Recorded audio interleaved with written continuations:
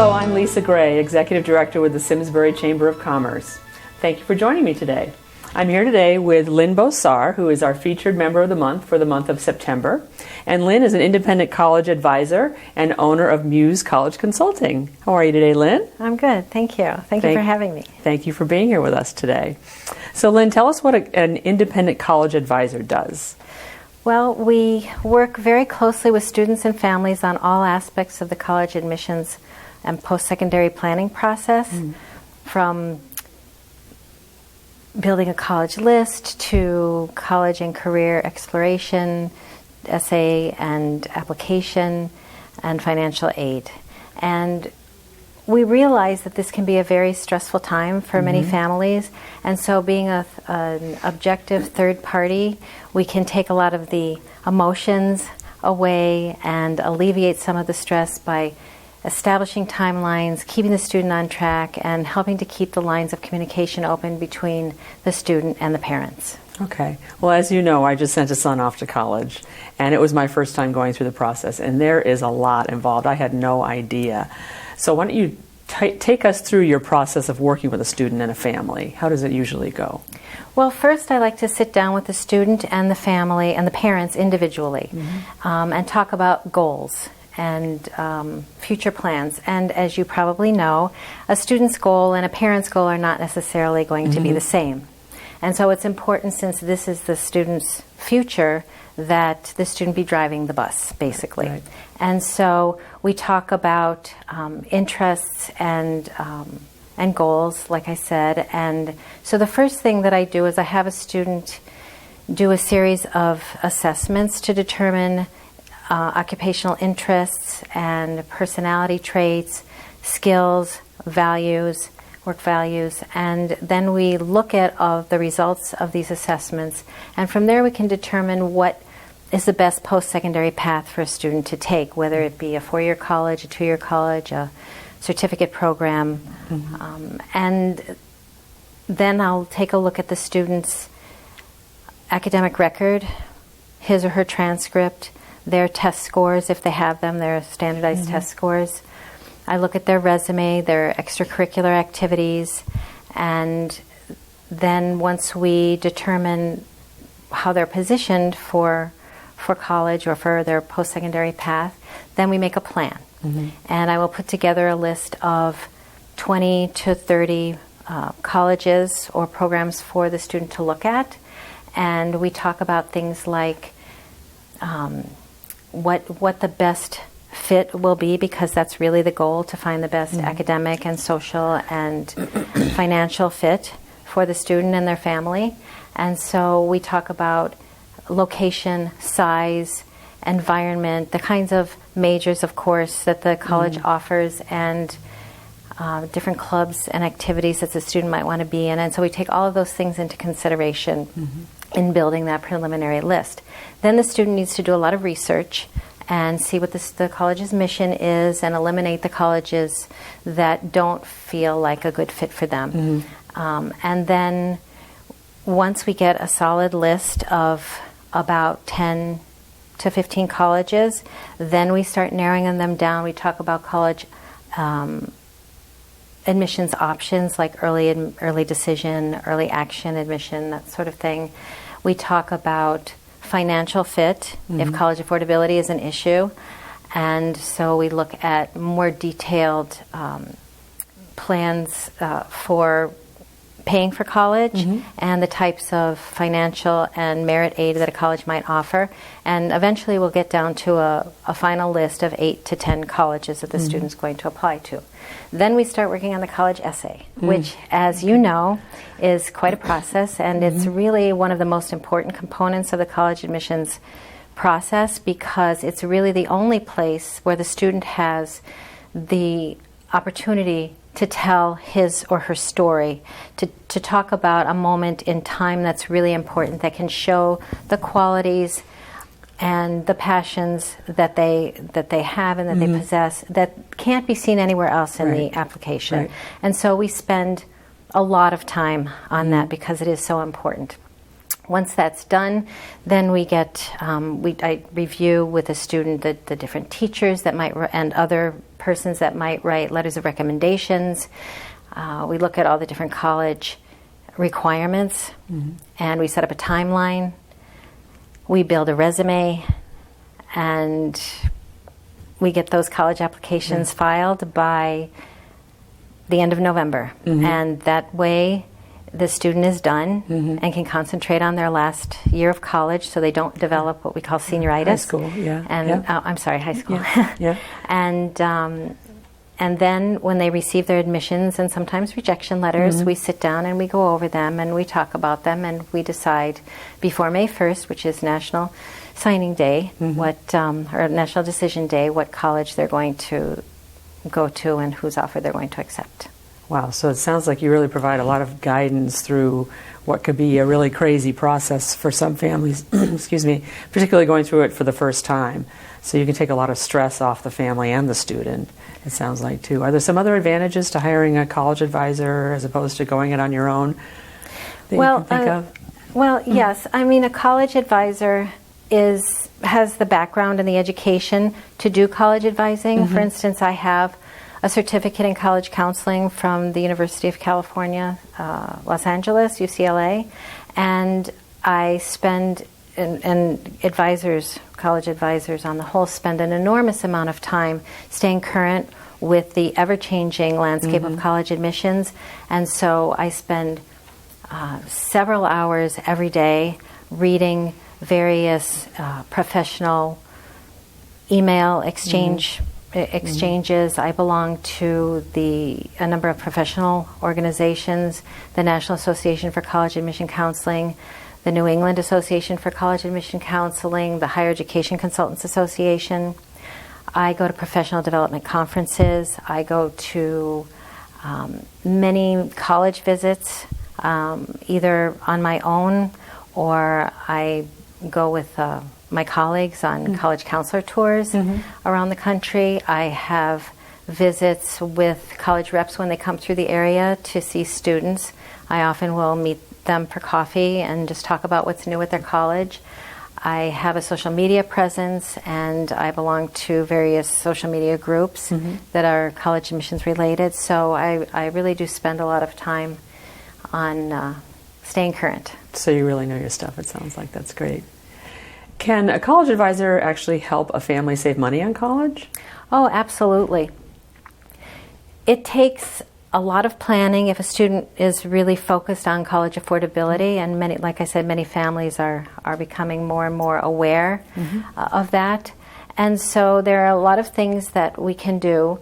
If we have the time and we start early enough, we can plan for the student to graduate in less than 4 years. Obviously, the goal is to graduate in 4 years. That isn't always the case for a number of reasons. And so we need to plan and look at the schools that have high 4-year graduation rates, schools that have high retention rates, that is schools where students return as a sophomore after their freshman year. Those are important factors to look at, so we make sure that they can graduate in 4 years or less. We can make sure that they take college level courses that will transfer to the colleges, or have a likelihood of transferring to the colleges that they're ultimately going to go, and so that they could possibly enter college with 15 to 30 or more credits, college credits. There are ways to minimize checks. In other words, not writing one big check at the beginning of every semester. You can take advantage of payment plans that the schools offer. I talk a lot to the students about the fact that this is their college education, and while parents are usually the ones that are going to be footing the majority of the bill, they really need to have a financial stake in their education and in their future. And so I encourage students to have jobs in high school if they can handle that and get good grades. And I encourage them to work in the summer and save money and actually put some of that away for college. And I encourage them to work during college as well. Great. At what point in a student's schooling do you think is the sort of the ideal time for a family to start thinking about and talking about college? Well, I think that as early as possible is a good time to start. I mean, children talk about what they want to be when they grow up from a very young age, and I think that higher education needs to be a part of the conversation that we have with our kids, even then. Yeah. You know, when you go to college or when you do whatever after high school, to help you be whatever it is, you know, that you want to be. And by the time they get to middle school, they should be having lots of extracurricular experiences to see what they really like to do. And by the time they get to high school, they need to be thinking about curriculum planning and really focusing on college. So as early as ninth grade, when they get older, is a really good time to start. 10th grade, 11th grade at the latest. Senior is busy because everything you're doing as a senior, you could be doing starting in ninth grade. And so the more time you have, the less stressful the process is. And you said you'd like to try to get those applications in by the end of November. So that doesn't leave a lot of time from the beginning of the school year for a senior to get those things done. Yeah. And so what are some of the important considerations as families are going through this process that they should keep in mind when they're looking at higher education? You did talk about the retention rate and the graduation rate a little bit. What are some other things? Well, they need to be looking at fit, like I said, academic, social, and financial fit. They need to be looking at merit aid if college affordability is an issue. They need to be looking at financial aid. They need to decide whether going directly to a four-year college is the right path for the student, really, because there are a lot of options other than a four-year college. And what do colleges look for in the student? Now, the student and the family are looking at the colleges. What are some of the things that a college is going to be looking for in a student that they're going to consider a good fit for their school? Well, first and foremost, they're going to be looking for academic rigor. So they want to make sure that a student is taking the most challenging courses that they can and still do well in. They're going to be looking for solid test scores and grade point averages. They want to see demonstrated interest. They want to know that you're interested in the college. They want to see leadership. So if you can get involved in things like the National Honor Society or even be captain of the archery team in high school or something like that, they want to see initiative. They want to see what you are passionate about in an extracurricular setting, whether it's in or out of high school. I'm sure a well-rounded student is really what they're looking for. Probably with varied interests, with a passion for what it is that they think that they want to do after school, and like you said, the good grades and so forth. Those are all very important. And you did mention that a four-year school may not be right for every student, and I agree with that. How does a family know if their child is ready for college or not? What are some of the things that we're going to want to look for? Well, as a parent, you have a really good feel for the maturity level of your student, for instance. And so you want to make sure that, well, first of all, that academically, college is a good thing to do right after high school. Sometimes a student just isn't academically ready, isn't socially ready, isn't mature enough. And so they might need to take some time in between high school and college. It's sort of like when your child goes to kindergarten. Sometimes families hold a child back, even though they might be 5, because they're just not ready for it. And so there are several options that families can look at. One is a PG year or a postgraduate year where a student can go from high school to a boarding school and do a 13th year in high school. And that way they have an opportunity to shore up their academic skills and work on their social skills, get a taste of independence, living away from home, and kind of have a pre-college experience, but yet still have one foot, in high school and the other foot in college. So that's a good opportunity for option for some students. Another option is the gap year, and that's when students will choose to take a year after high school and before they go to college to find something that they can do that has a purpose, something that can be a learning experience. So it can be something as simple as traveling around the country with a purpose, or it can be traveling in Europe, for instance, or internationally, just to discover different cultures and learn a new language or something like that. There are various options for gap years. There is community service. There's exploration and adventure. There are internships. And so there are many options to choose from, and it just takes a really good conversation and planning, because you want to make the most of that year. A student really needs to step up and take responsibility, and have a major stake in the planning of that year. Yeah, it shouldn't be wasted time. Absolutely. For sure. And you mentioned earlier that the student should be the one driving the bus through the whole process.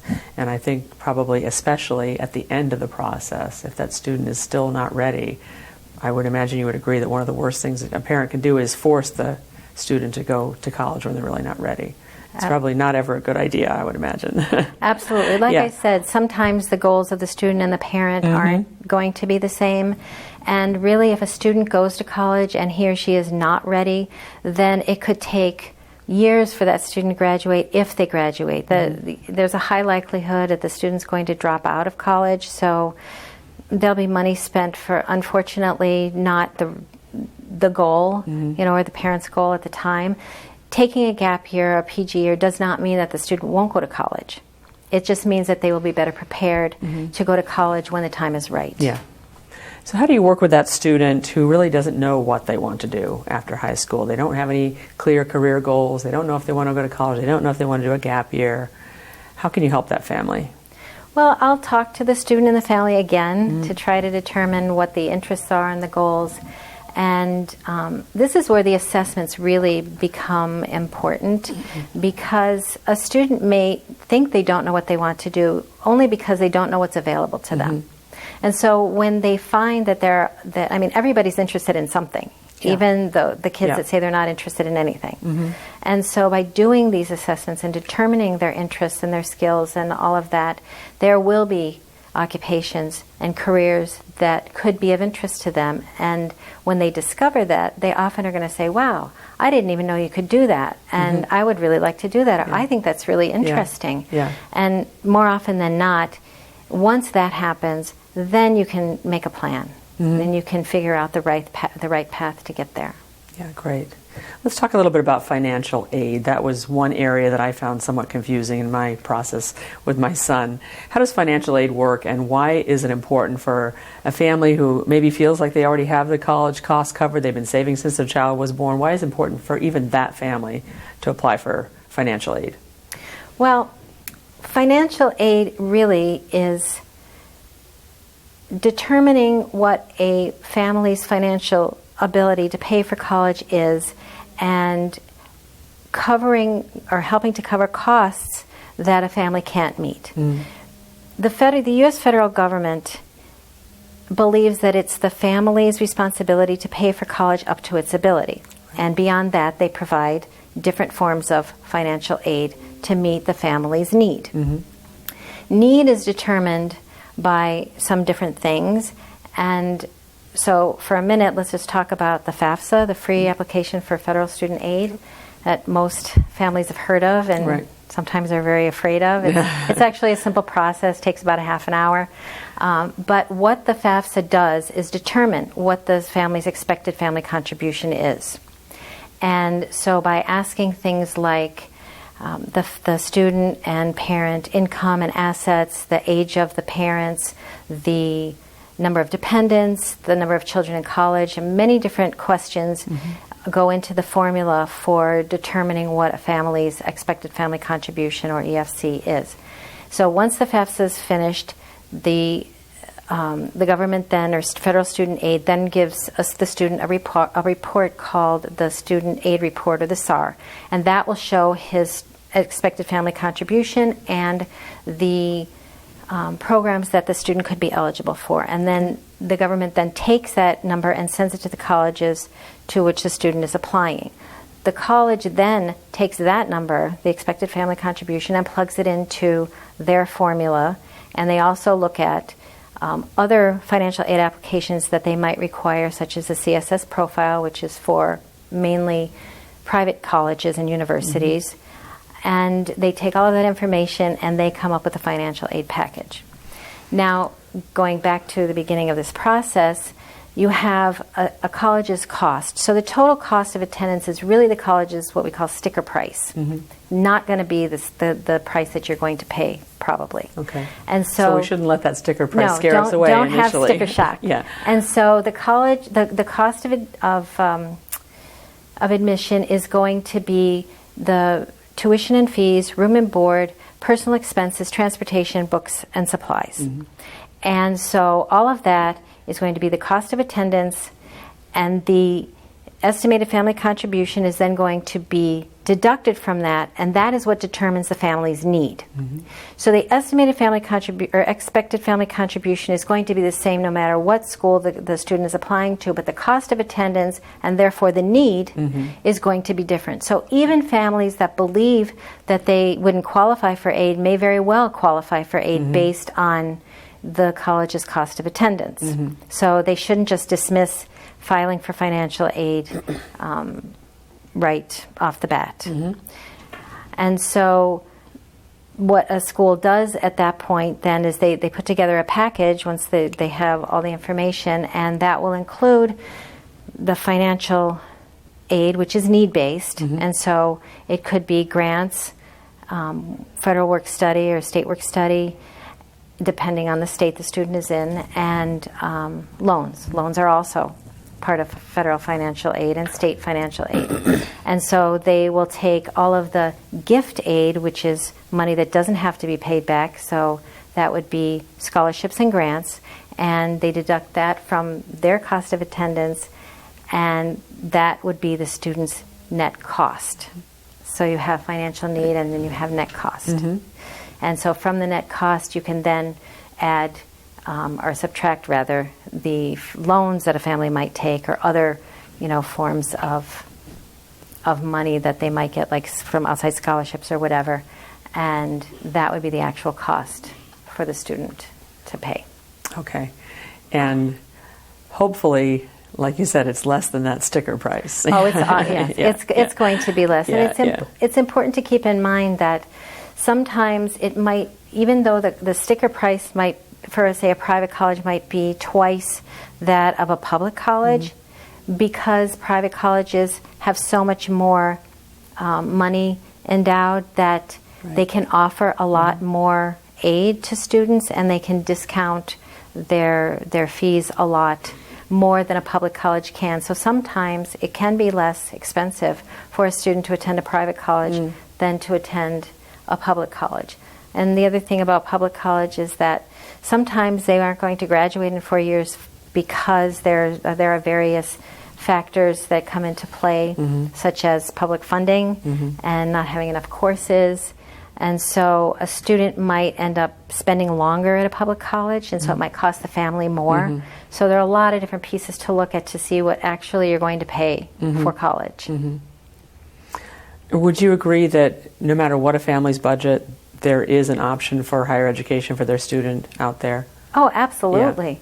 There are over 4,000 degree granting institutions in the United States. There are more than one institution that a student is going to be able to afford to go to and be happy and thrive and be successful. Yeah. So don't let finances scare Absolutely you away not. or hold you back. Yeah. Well, this has been a very interesting conversation, Lynne. I appreciate you being here today. Is there anything else you'd like to share with us? I don't think so. All I can say really is start early. Yeah. And don't try to stress out too much about it, because actually it's supposed to be fun. Yeah. That's tough to remember sometimes. It is a complicated process. Well, thank you so much for joining us today, Lynne, and thank you for joining us. I'm Lisa Gray, Executive Director with the Simsbury Chamber of Commerce, and I've been visiting today with Lynne Bossart, an independent college advisor and owner of Muse College Consulting. Thank you.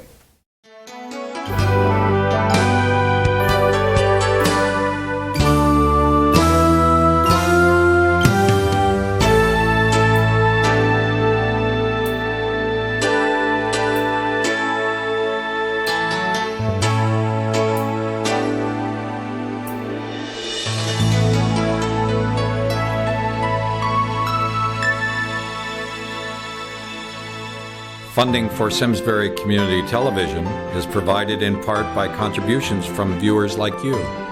Thank you.